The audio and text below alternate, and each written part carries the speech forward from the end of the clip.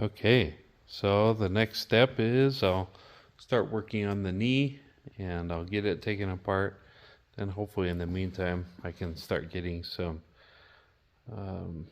hand scrapers or a hand scraper ordered to give this a shot. Maybe some precision stones for taking off burrs, and then precision flat edge or something for checking for flatness.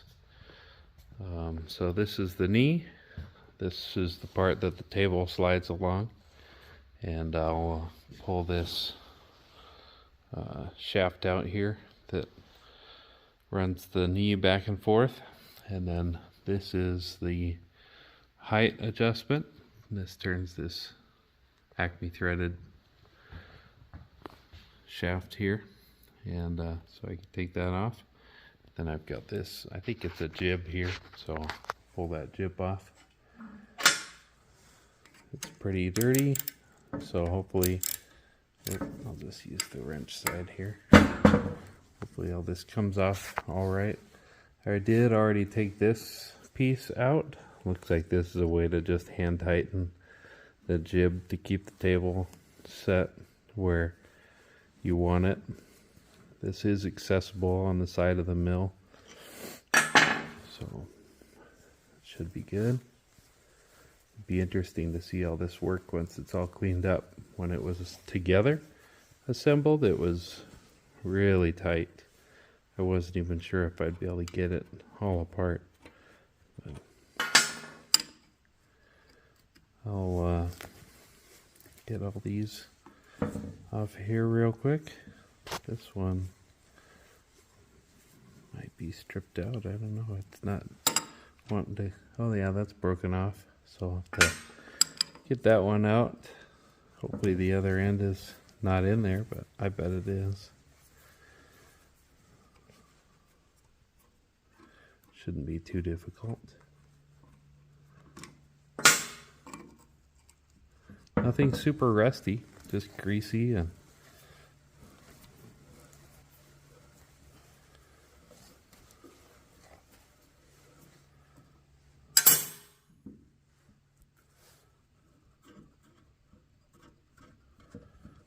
got a lot of old paint on there. A few different layers of paint. That gray, and then that green, and then the black underneath. So this is in good shape, looks like. No big cracks or anything like the one on the machine head. So that's good news. And next I'll try to take this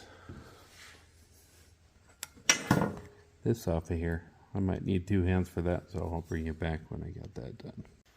Okay, I was able to get this nut off relatively easy. It was not super tight, so I should be able to just pull this shaft out here, and looks like, oh yeah, oh, that was easy.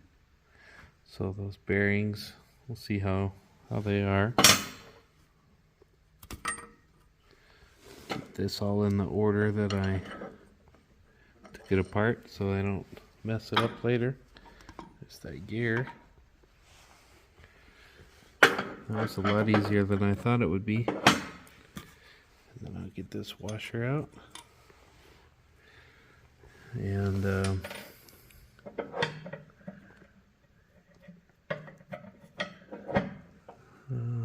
looks like I'll probably need two hands to get this back on here right. But I'll put that back together in the order that it was in, so that I'm not forgetting about how it goes back together when I'm done. And last, to get all this taken apart, I just got to get this gear off of here. But I think I might be able to just pull this assembly apart up here to pull that shaft out. So we'll give that a try. I'll bring it back after I get this taken apart. I'll show you how it went. Okay, so I took this off, and there's no way the shaft will come out by pushing it back through. And then I found in here, there's that little pin holding the gear on there. See if you guys can get a look at that. And so I'm going to try to drift, and that's hard to see. There's no way to get a good angle at it.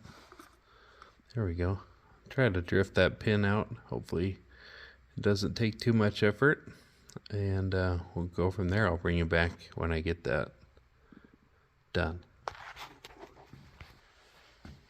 Okay, I got that pin punched out of there. Just took a few hits going back and forth either way, and then it popped right out. You can see there's lots of chips. Who knows how old they are, but a lot of parts probably made on this old machine. So let's see if we can pull this thing out of here. Hopefully this sprocket just comes right out. Everything else has come apart pretty easily. It's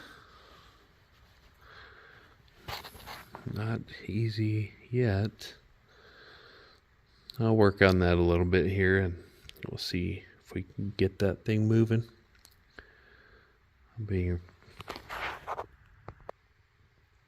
Okay, so that shaft comes all the way out to the end of that gear there, so I will just pull the shaft out.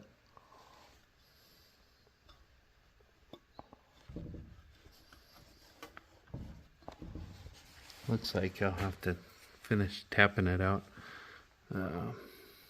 with a hammer here and a punch, so I will do that real quick. Okay, we got that out. And I'll just, again, like the other shaft, I'll put this back on here and run the pin through there. And then the last piece will be to get this lead screw out. And let's see here, I think I can do that just with a wrench.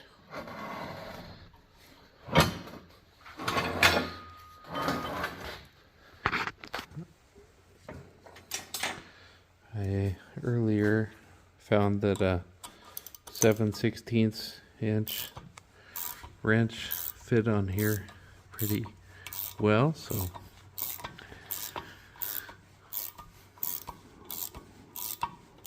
looks like I am tightening it. There we go. That's working to pull that off.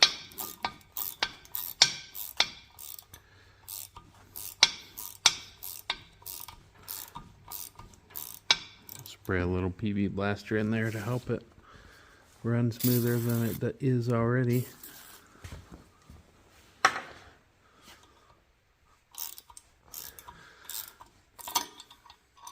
Oh,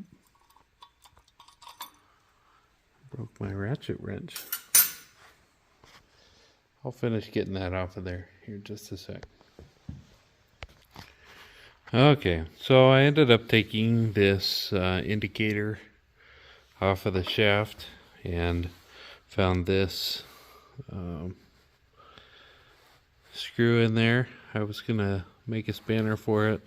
Maybe I will for final assembly, but I was able to just give it a couple hits with the punch and it is coming right out, so that is good news. It'll give me some room to get this all taken apart the rest of the way. So far, I'm surprised. I'm thankful. This has fairly been pretty easy to take apart so far. Nothing's been seized up, and hopefully everything will be in good condition when we get it back together. Oh, I'm going the wrong way again on this. Gotta think backwards to take this apart the right way.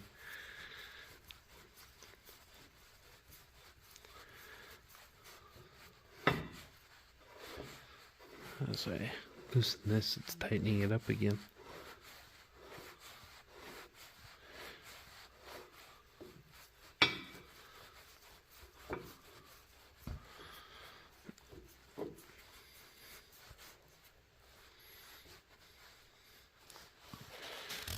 I used a lot of PB Blaster, and everything got super slippery once I started soaking some PB Blaster in here.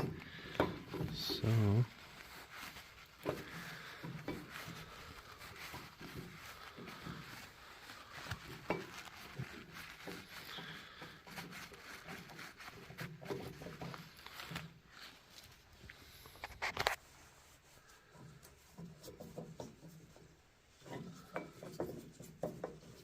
it's close.